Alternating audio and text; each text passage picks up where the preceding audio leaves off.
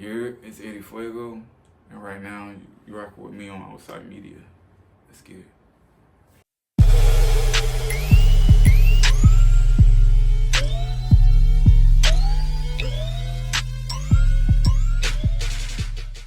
So Edi Fuego, what's good, Eddie? How you been, man? Let's get it, Brody. You know, me and you go back, man. We got some history, yo. A You lot. know, I'm glad to see you still pushing, doing this music stuff. Thank you. Likewise, bro.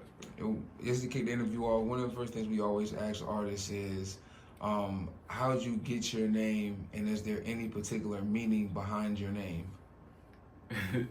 I got my name like Edi Fuego. Like I'm not the first Fuego. So, I have a cousin I looked up to that I was raised underneath, and he's like was Fuego, Mm-hmm. and in the Latin community, Eddie is like the little brother. Mm-hmm. So it's Edi Fuego, like the little Fuego. But when I went to Germany, I wasn't even going by Edi Fuego. I was going by Sky, and there was somebody in the club like raw, and she was like, "Yo, like you Fuego," and I was like, "I like how that sound." Like that's so like the ad lib, like it's Fuego. It really came from that. So like Edi Fuego basically means like the little flame, like the little Fuego, because I wasn't gonna, So Okay.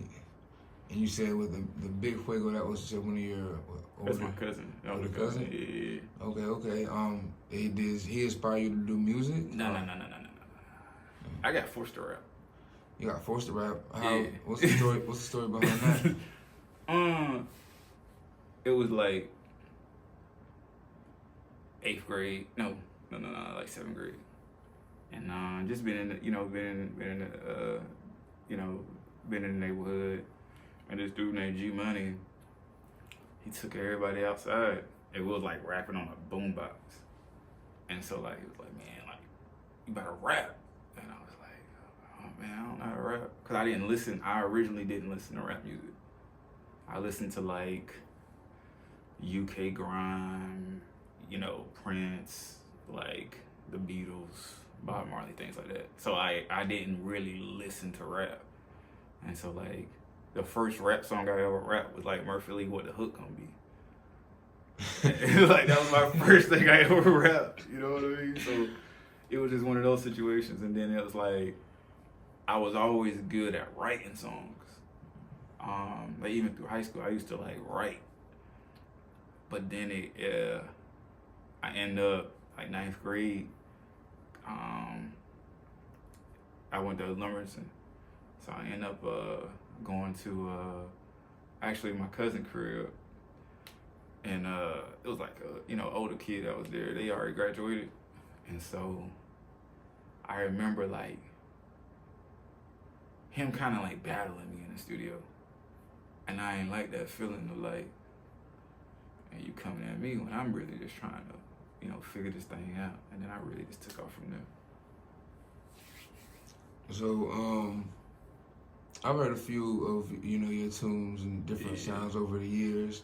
How would you actually classify yourself as an artist? Would you classify yourself as like a hip hop artist, or more so pop or alternative? What's the Edi Fuego style? It's an experience. Like I make experiences. Like my whole thought process in a song, creating a song, making a song, is like whatever you're feeling or whatever I have a song that can make you not feel that or intensify that feeling. So it's like I'm bringing.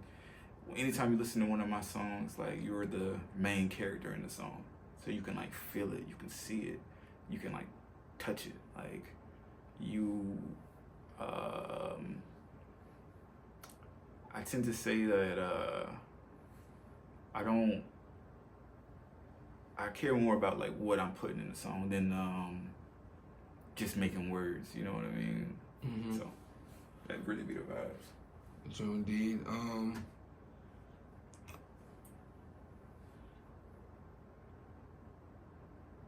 I guess you say you like to, take your time and be more creative in your music.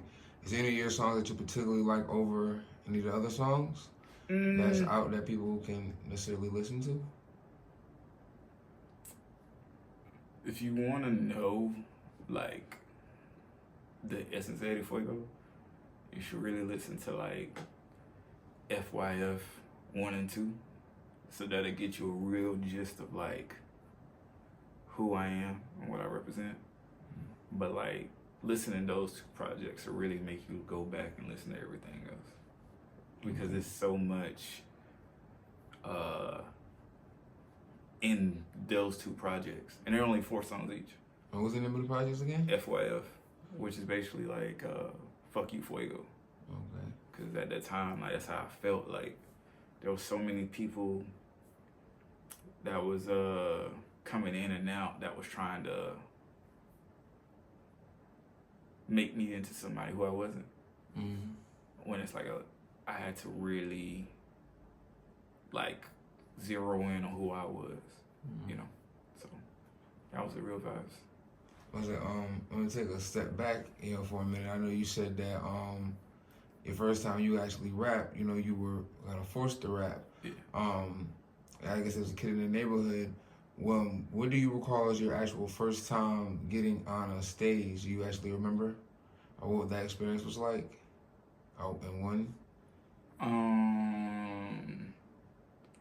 First time getting on a stage was a major stage or just a stage in general? I guess your first time like actually performing in front of anybody and getting a taste of what it was like to be an artist that made you know like, yo, this is what I want to do. That experience in itself didn't really hit until I went to that feeling didn't really hit till I went to Germany. But the first time I got on stage was with a group, and it's a club, and it was me and my boy Priest. We performed together, and I was in a group called BNG. I got to tell them, Black and Gold Entertainment, and I remember very, very vividly because some people that I know and I'm actually cool with now, like, I watched them walk out while I was performing. Like, that's my first true, like, sense of, like, I can really do this. Because I watched the people that, at that time, who didn't know anything about me, walk away, like, out completely to, them now, like, rocking with me. It was dope. Yeah, or, when it comes to like your songwriting, is there any type of like special approaches or themes that you use, within like writing? So, for me, and it's a lot of people that really don't understand, like I feel like I really take like that actually dive into like sound and sonics and like how things supposed to sound, right? I really let the beat really tell me where I'm gonna go. Like, granted, I can write a record. Like, I can write a record 10 minutes. Like, it's nothing.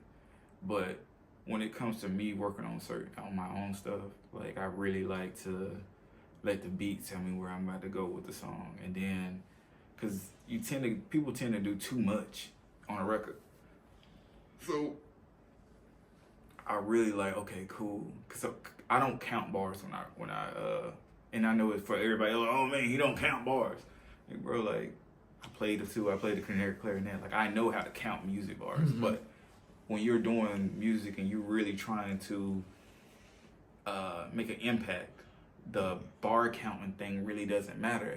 I think it's something that lives inside like hip hop. It's in all music, but I think it's like it's more notable that like bar counting is something. Yeah, they were like, oh man, this is 16, or oh, you're rapping, like, because a lot of times I start actually rapping where the chorus should be, or where the bridge should be, or things like that. in a lot of records when the beat is like, if you listen to my songs, you would never know that unless you listen to the beat by itself. You feel me?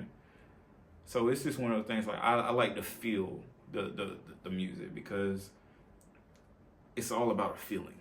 If you can't, I feel personally, and I don't mean no disrespect to anybody, but it's like, you ever heard a song where they're just saying like the beat hot, and you probably only know about 15% of the song, because you sonically, you know, the attention span of the mind. If you're not constantly grabbing that attention, you're not gonna care. You're not gonna remember it. So my thing is just like, okay, the beat is gonna. I know for a fact the beat's gonna be the main. How do my voice, and my vocal, how does that pair with the beat and, you know, make that marriage right work?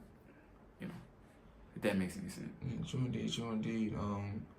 I definitely respect it because, you know, nowadays a lot of artists are just, you know, go in the studio, turn the beat on, and just freestyle. Oh yeah, nah, I do that, but I do that.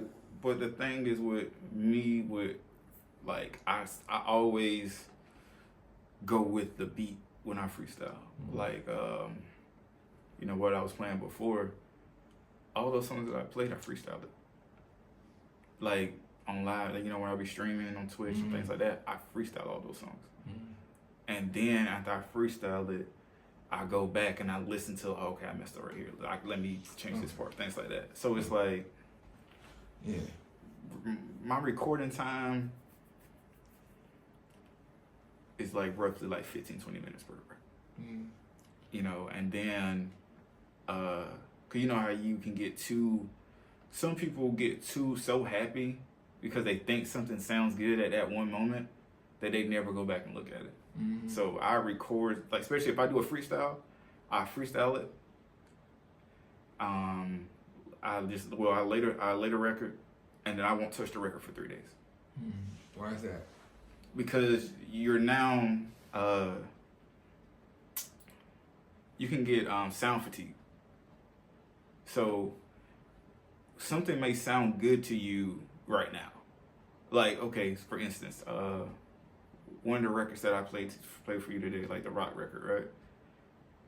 I already know what I'm gonna change on it when you leave, due to the fact that, like, I haven't heard that song like in a whole month. Because it's like you think something sounds so good, and then when you really listen to it again, it's not gonna be like that. So it's one of those situations. Was that ear fatigue? That's what it's called. Is that ear fatigue? Ear fatigue. Because, like, just because something sounds good today, you think about it, you're in that moment. So when you create something, like when you, not say create stuff, when you make something, you tend to get so overly excited about it. You need to revisit that back when you're not excited about it. I think producers, you know, have to definitely do that. You know, I dabbled in making beats briefly, you know, not like I had the time, but within doing it, after sitting there and listening to it for like, you know, a couple hours, like it's sounding good, but then it's just like, you know, hold on, let me step away and then come back, and then coming back later on, it's like I could hear something, it's like, okay, it's missing this, or this need to come out, you know, so I definitely understand that. What's the current projects and current things coming up right now in music? A lot, actually. Right now I'm set to release another EP called 4 Walls. And it's not really hip hop based. You know, it's actually the third like part of the FYF series. And then, like, for the hip hop side, this summer, it's gonna be relentless. It's gonna be a very relentless summer. So, yeah, 2 projects this summer. Yeah, 2 projects. Any visuals?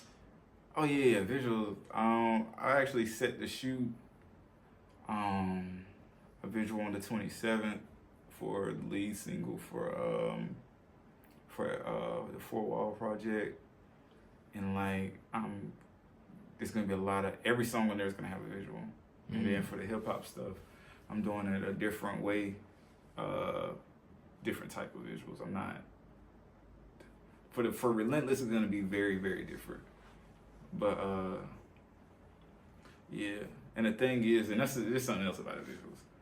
I want people to understand, because there was a lot of people that was interested in being a part of one of the visuals. Understand that like this is a business, not a homeboy homegirl type thing. Mm-hmm. So if you are not business oriented, like I really can't allow you into that, because you're going to mess up my business. And if you mess up my business, then that means I can't eat. If I can't eat, there's no point in you being there.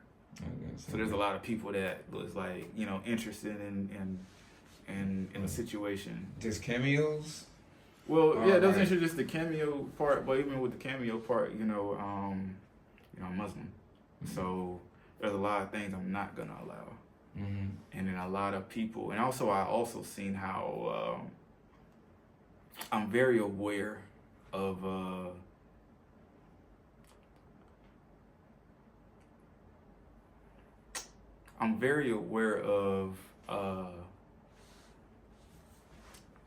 people that want to attach themselves to something because they think that something's going like for their benefit, when in reality it's like, you know, there's no need for it. Like I'm very very on a sincere basis. Like if you're gonna be sincere, like it's no issue. What do you do when you encounter like those type of people? Do you just like avoid them completely? Do you, what do you? If we're talking business, I don't have to be your friend to do like long as the business is right and stuff like that. Like I don't have to be your friend to do business. But if you're a person that is not sincere or not, you understand this is my, like, and in the most sincere way possible, I'm saying this, and I don't want anybody to get offended, but if you're at my event, this is my event. I don't act like, if I do any type of business with you, it's like, okay, yeah, it's gonna be a contract. Yeah, if you break contract, your payment is null and void. Like, and there's no issue with none of that. But there's people that don't. The streets and business is two different things. People think because you know me outside of the business that you in business you can be that same. You're meeting that same person. That's not it. You know, and it's a thing that's very rampant, especially when you're a up and coming. I don't like the word local, because you know you're up, indie, or up and coming, things like that. Because if you don't got people that's really taking you serious, but when they see other people that they don't know, or you're around other people that you don't know, or you're given an opportunity out where you're saying that, oh, I can pay you. That's when people want to tend to attach themselves and things, when it's like, bro, like, you the same dude I just asked last week to check out this. You don't say nothing, but Yanni, it's all good. It's not no issue. It's not an big issue to me, because I don't care. There's no one that can. I'm in a place in life where it's like, those that know me. Those that don't. You're gonna either do good business or you're not. Either way it goes, I'm gonna still keep doing what I'm doing. It doesn't change. If I would have allowed my emotions to get in the way of what logically is right, I wouldn't be in this position that I'm in right now. You know. So, question, right? I know you said something about like dealing with some people when it comes to like business, right? Being that I would deem you as an established artist. You know what I'm saying? What I've seen, you have all your business stuff in line. I've actually seen you do some things that I haven't seen other artists locally do that would make me kind of like look at you kind of, you know, not in that bracket. That's why I would say like indie or independent. But I know what you having like, you know, your management and like your team on deck. Are you like still very hands on with the business, or do like they go and like handle that stuff for you? I like to be hands on. How we work as a collective is that everybody's hands on. Because if everybody hands on, everybody know what to do. Everybody know what's going on. The issue with a lot of situations that people be having is that they tend to want someone else to put in the groundwork and then reap the rewards. You know what I mean? Like a lot of people don't even know how much like a manager fee it really is. There's people that don't have their, you know, they don't know what an IRSC code is. They don't know. Only thing they know is like having a BMI. They don't know about Sound Trust. They don't know about how you can monetize your music in 5 different ways off of just one piece of content. They don't understand like you don't have to. They don't even like. And I'm saying this in the most sincere. I'm being sincere when I say this. A lot of people don't know who their fan base are because they're so wanting to please the person that's next to them instead of like the world is big. And one thing that made me realize this is just like I went from like when I was in Germany, I was able to do shows a lot, you know, like big shows, to come in here where I tried to in 2016 I came back from Germany and I was told, my bad who are you? To intersect, you know what I'm saying? I want you to kind of jump back in right there. But I've actually heard you say that you were in Germany like 3-4 times. What were you actually in Germany for? I went. Yeah. I was in Army. Okay. Yeah. But like I used my like, and also like I want people to understand. I went to Germany with $40 to my name. My first nights sleeping in Germany, I slept on a mattress in the barracks, wrapped in a curtain, cause I ain't have like nothing. The only thing I had was like the clothes on my back and the clothes in my suitcase and my uniforms. That was it. I went to Germany on December the 24th. I had my first show in Germany December the 30th. No, the 31st. Okay. So you instantly got right to it. I had no choice. I had $40. And I don't get paid until the first. You feel me? You gotta make something shake.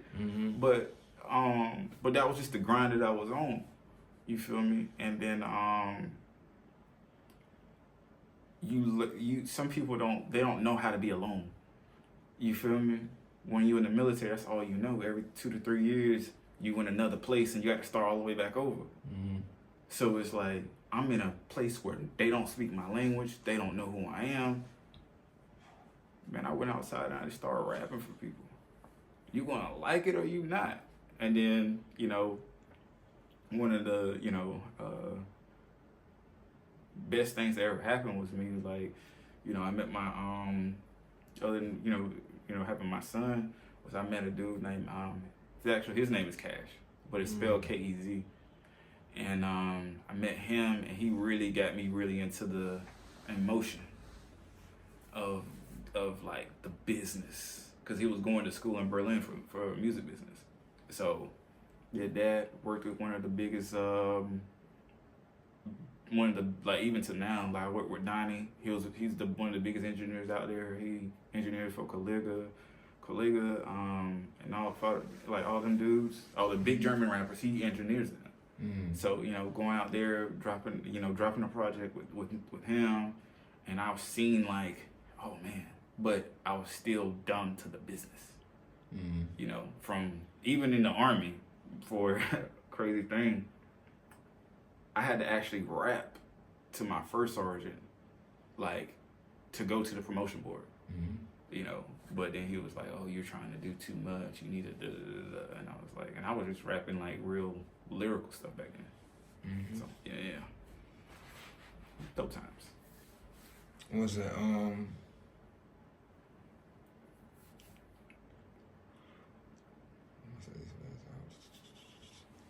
have one more question I wanted to ask you. We was talking about collabs and cameos and stuff like that. Yeah. Are there any like artists or anything that you like work with or deal with on like upcoming projects? I got some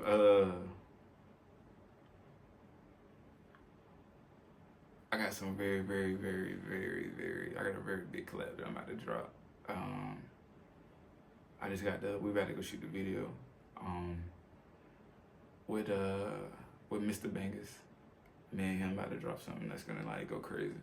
Cause he got a crazy record called he got a crazy record right now that's going crazy on like all platforms, on TikTok, everything like that. So me and him about to drop something.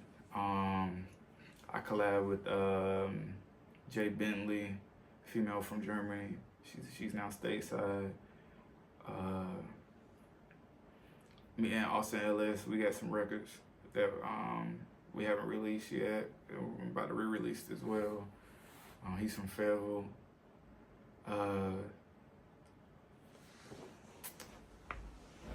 I got him. He's a dope artist from Lumberton. He's about to drop a project.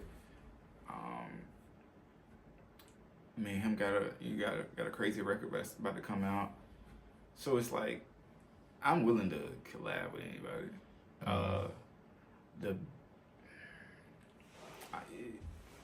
That's how I could say that. You know what I mean? Like, it's gonna handle the business. Handle the business part, but there's certain times when we got to be smart, right? Let's keep it above 50, Jack. We in the same situation. We all both trying to get in there. All right. You rather me like it's a question, right? So think about this. You want me to pay you, like, and I understand. I don't want anybody ever to understand it. Like, think this and take it in some way. I have no problem paying you for a verse. But what is that going to honestly do for the song? You know what I mean? If I pay you $250 for a verse, right? What are you actually doing except giving me 16 that I could have did myself?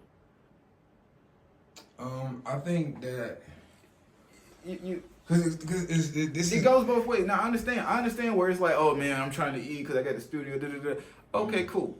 If that's the case, if I pay you that too, like, and this is how I fully believe in it, right?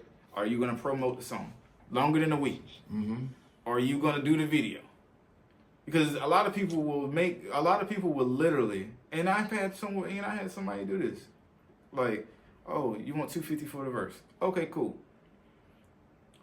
I send you the money for the verse. You send me the verse. I don't hear from you ever again. That makes no sense. And then it's like, you're an up and coming artist. I'm an up and coming artist.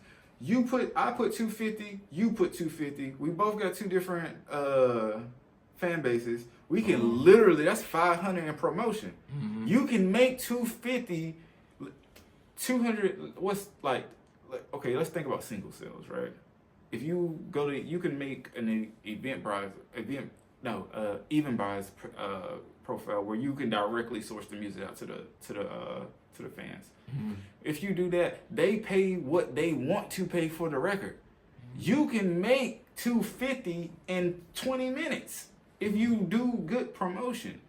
But people tend to want to say, well, I'm making. You don't know if that's that person only $250 or not. You know what I mean? Or that's their last $250. So you think which one is better? Pay for a verse or finish a song by yourself? Reinvest that $250 into your career? I think it all really depends on a situation. I think it's circumstantial. I feel like if both artists are on like the same playing field, it's like we should have a common goal. A common goal is to accomplish what we want to accomplish. So it's like it would make sense to, like, if we want to be on business, we can do the split sheets and everything like that. But let's be. A lot of artists don't have that because they want to do the split sheet, right? One, you got to have, if you want to do a split sheet, you got to have your stuff situated. A lot of them don't, because even with BMI, I say this, right, and I don't even be in artist mode. I'm in media mode, right? Yeah. But whenever it comes down for me, getting on a song with anybody, Mhm. if they don't have that set up, I'm not. you know what I'm saying? Well, you know what? That situation there, a lot of people think that I'm trying to be extra. Because there's a lot of times I'll be like, yo, send me the record. And then they won't even send the record. So that's a thing. That's another thing where it comes into the fact that it's like, can you put your ego to the side for the business? It's almost like, you know, when you get the text from a person be like, hey, you know, what's your price? And you tell them the price, then they don't read back. You know what I'm saying? It's sort of kind of the same thing. You know what I'm saying? It's just like, you know, you just gotta. But the thing is, if you're gonna do people, I don't do this for money. You know what I mean? Like if you're doing this for just the bag, right? You're always going to just be where you are. Mm-hmm. And that's just how I feel, and that's also what I experienced. Because there was a time where it was like, I had to do this to eat. Like, I was in the streets of Stuttgart rapping because if no one didn't come up to me and like drop like a little, you know, couple euro coins and all of that, I was not going to eat that day. You feel me? Mm-hmm. But when I understood of like, man, getting into certain rooms and seeing the reaction of certain people, get your name in a room with people that matters. You know what I mean? When you get people that actually talk about you in a high manner, because you never know who someone else knows. And that's something that what people don't like when they talk about networking, right? You can go to all the networking events all you want, but if you're not gonna sit there and talk to nobody, if you want to sit there and be the tough guy in the corner posting up thinking this is the hood, you ain't gonna get nowhere. You know, a lot of these guys have a lot of talent, but who they are in here is so corrupt that the talent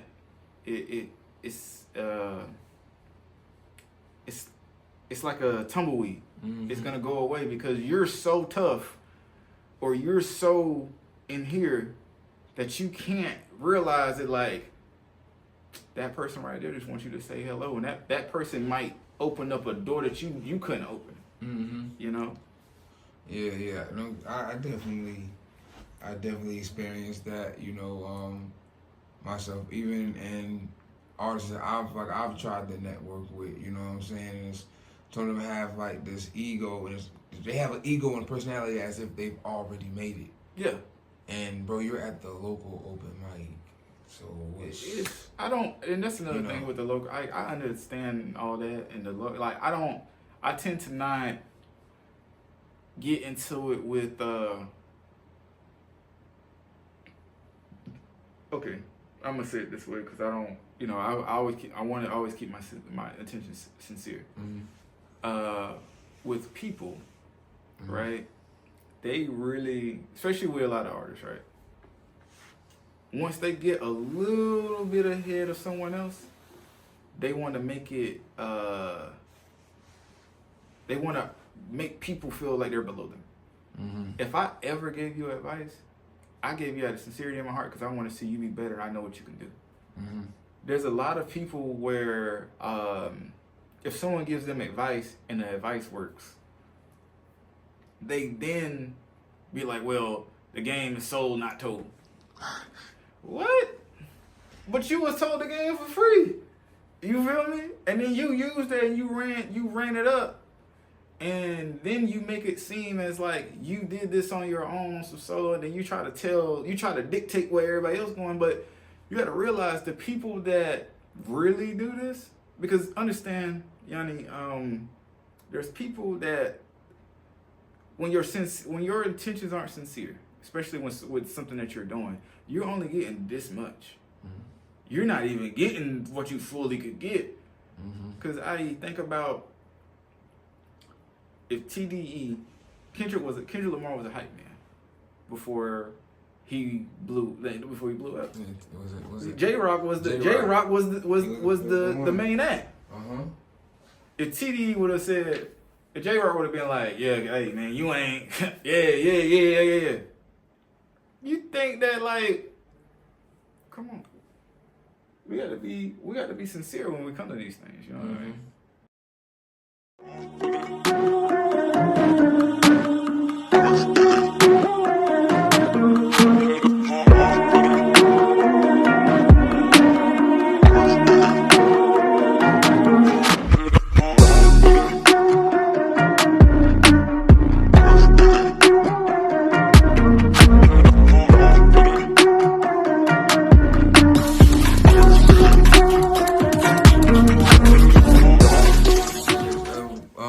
We usually have like this part of the show we always do like this or that. So basically like a hip hop debatable, right? So basically I'll ask you, two different names, products. You just say this or that. Knowing that you're kind of a different artist, you know what I'm saying? I'm gonna kind of switch it up to how we usually do it, right? Bob Marley or Jimi Hendrix? Bob Marley.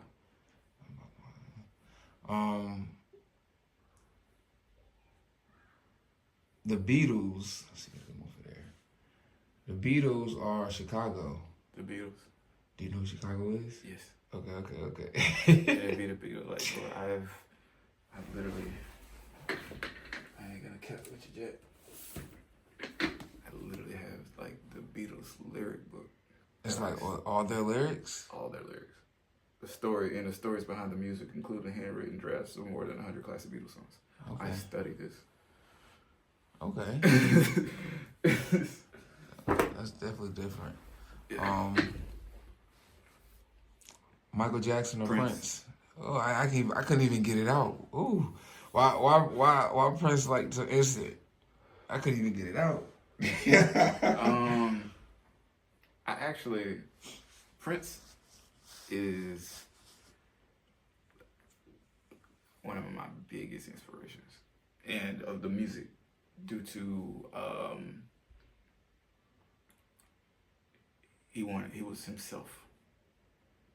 He wrote, he did the things himself. He did everything. He did most of everything himself, and he was able to be himself.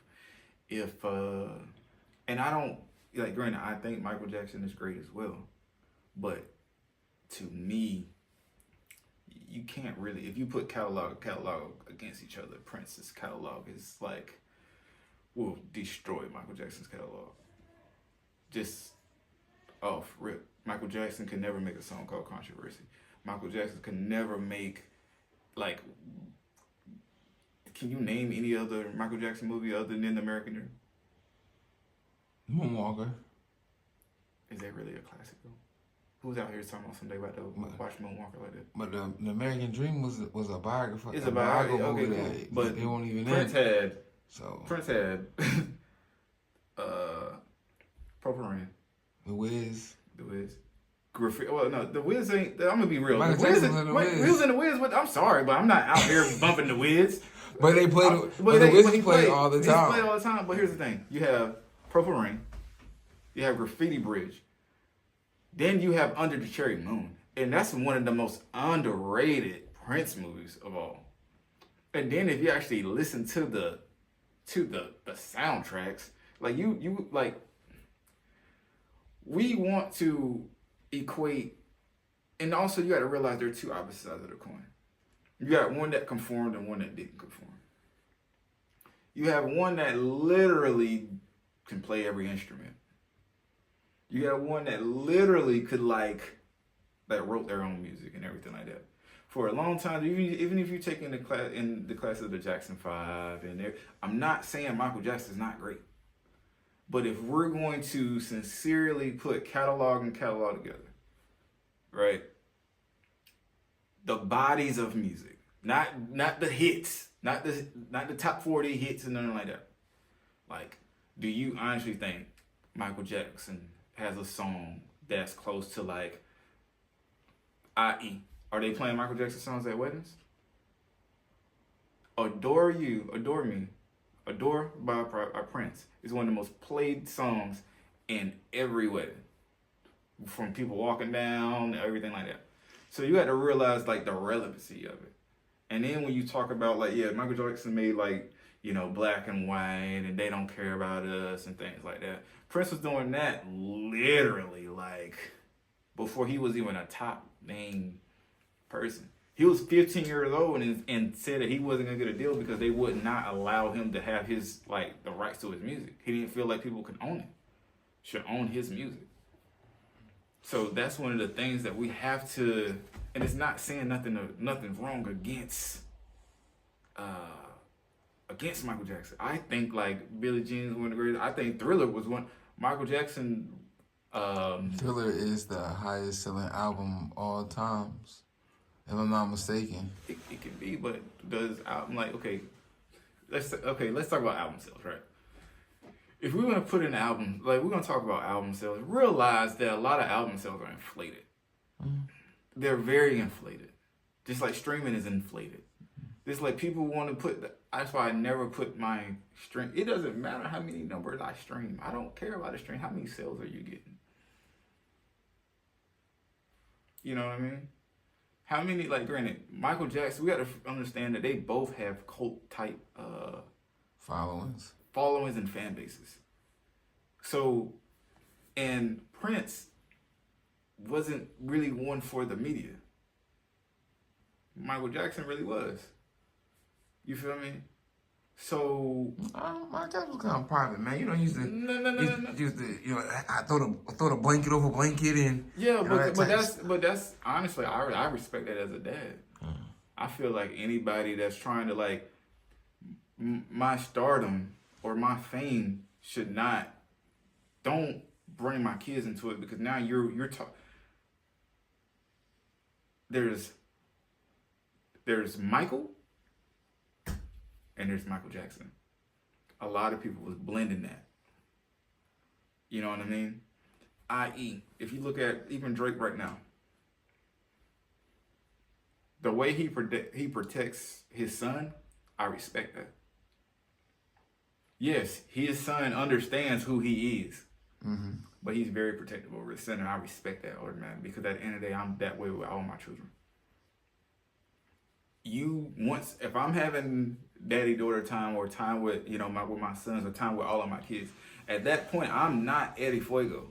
If you come to me about some Edi Fuego stuff or you try to get in my business, understand you're dealing with a father at that point that's protecting his, because everybody's intent is not good. So Michael Jackson trying to protect his children, I'm 100% now hanging the baby out the, hey, I ain't with that.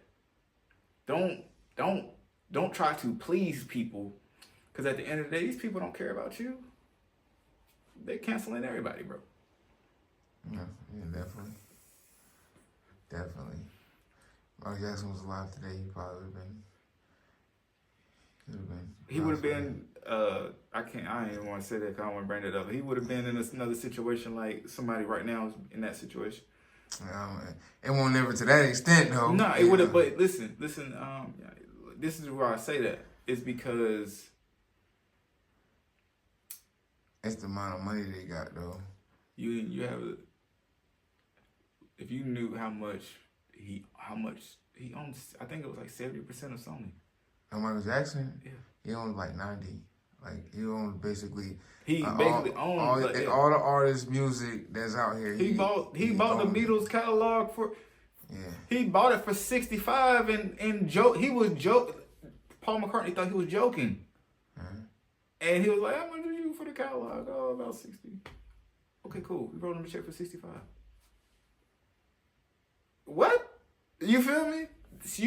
And think about this. You paid $65 million for the Beatles catalog and realized that, man, the Beatles catalog is like totally different. If we want to talk about a catalog of music that's worth something, Michael Jackson, Prince, the Beatles, Bob Marley. That's why the Marleys still make sure their group, their family owns that. I think the way how the industry is set up now, anybody die, their music value go up.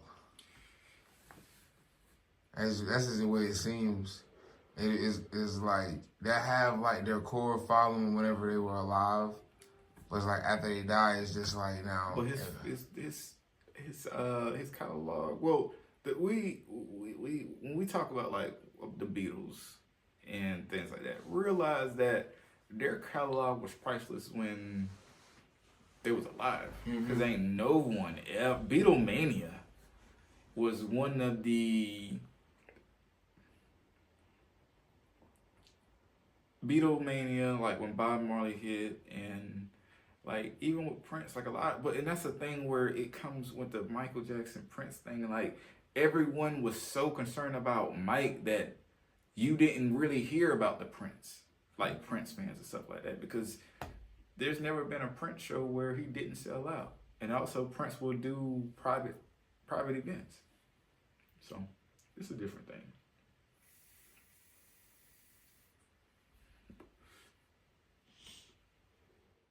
I thought about that going on that tangent with Mike and Prince, but Oh no, you good, man. You good. That shit just all add. That shit all add to the interview. Oh yeah. And one more thing, because you brought up Drake, and you kind of just segue right into that shit's going on now. You know, the comparison of Kendrick Lamar, saying Prince outlived Mike Jack, right? Putting Drake and Kendrick Lamar in those shoes of Prince and Michael Jackson. No, you can't. Do Kendrick Lamar's career line up? There is Michael Jackson and Prince way up here, and then there's like Drake and Kendrick and Cole way down here. You got to realize they haven't reached that true level yet. And we won't see that until they're over, because they're still in their. If you look at Drake has more. That doesn't matter. Numbers are inflated. I'm not gonna say that on it, but understand. I understand the number game. So realize, it does not take away from Drake's greatness. Oh no, but it's the number. But to understand that numbers can be manipulated. You don't really see the true impact of someone until they stop doing what they're doing. You feel me? That's what I'm saying. And right now, what's going on in hip hop? Like, I haven't heard now one of the songs. So, but when I like both. I think that it's good for hip hop. I think it's good to see, cause this is a gladiator sport that doesn't need bloodshed. Sometimes and that's what it comes to UK grime, like Chipmunk, like Chipmunk and Ice Kid going at it back in the day. I used to watch that freestyle. Cause it's beat bars go. Only thing Kendrick Lamar I feel like he did was bring back like people that are not gonna be street. It's you don't have to. And this even for the young people that's listening to this interview, understand this. The streets don't owe you nothing. It's okay to have someone say some words to you, and you say words back, and it don't bleed over. Somebody don't have to die about that. That's literally what they. Cause you got to realize. Or you could not say nothing back at all. Well, you don't say nothing back at all, but understand this is a gladiator sport. This is a very. We talking about just rap. In hip hop, I'm talking about hip hop. In hip hop, facts. If you want to be in hip hop, like understand this is a gladiator sport.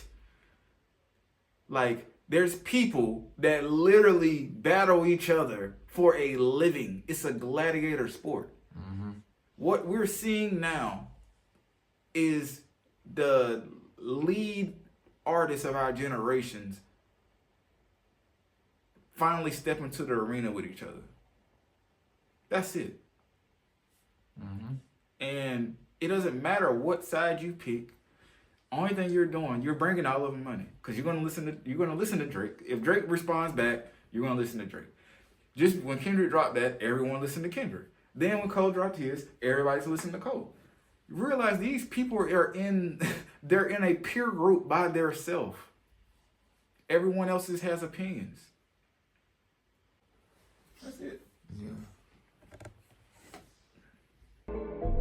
Oh, Onsight.